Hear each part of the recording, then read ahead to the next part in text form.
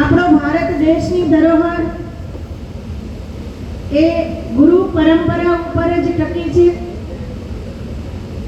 ભારત દેશ છે એ હંમેશા ઉજળી પરંપરાનો જ સંહાર છે.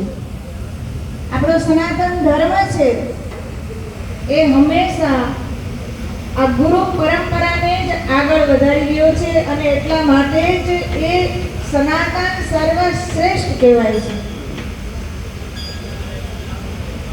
આપણા શાસ્ત્રો, આપણા ઋષિ મુનિઓ એવું કહે છે કે ગુરુ ગોતવા જશો ને તો ગોથા ખાશો, ગુરુ ગોતવા જશો તો ગોથા ખાશો, પણ તમારા જીવનની અંદર તમે એવા સત્કાર્ય કરો કે જેથી કરી અને સદગુરુ મહારાજ બધા જે સંતો હોય એ એવા વિચાર કરે કે આ છે એને હું મારો શિષ્ય બનાવું, એવા સત્કાર્ય હોવા જોઈએ.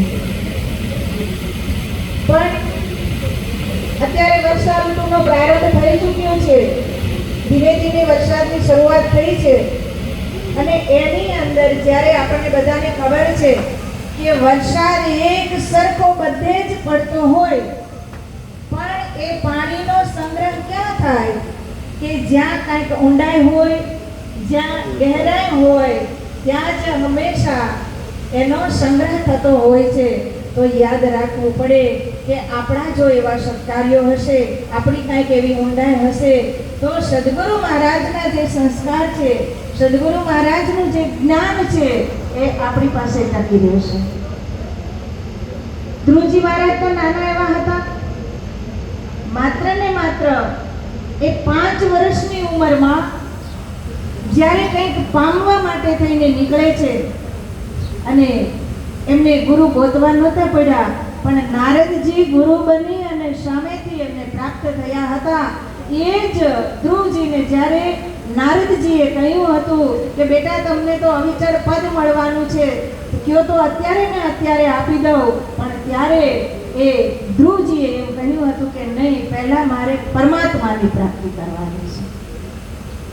તો હંમેશા જો આવા સદવિચાર આપણે રાખશું, કારણ કે આપણે અત્યારે મોટા મોટા ગુરુ મહાત્માઓ જોઈએ છે, મોટા સારા સારા આશ્રમો હોવા જોઈએ, સારા સારા સિંહાસન ઉપર બેઠા હોવા જોઈએ અને એવા ગુરુ કરવા હોય, પણ આશા પણ સામે તમારી એવી જ હોઈએ છે કે જો આવા મોટા અમને સંત મળી જાય, મોટી મોટી ગાડીઓમાં બેઠવા વાળા, મોટા મોટા રાજ સિંહાસનો ઉપર બેઠવા વાળા અને મોટા મોટા આશ્રમો ધરાવવા વાળા એવા ગુરુ મળે તો અમારી જે કાંઈ અપેક્ષા છે એ જલ્દી પૂરી થઈ જાય.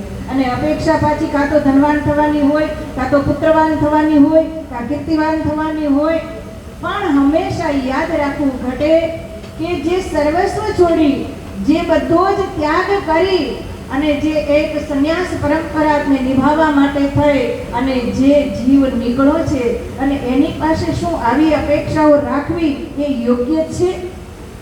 ના. પણ સદગુરુ મહારાજની પાસેથી કંઈક તમે ધર્મનું જ્ઞાન મેળવો, કંઈક આધ્યાત્મિકતાનું જ્ઞાન મેળવો તો એ બરાબર છે.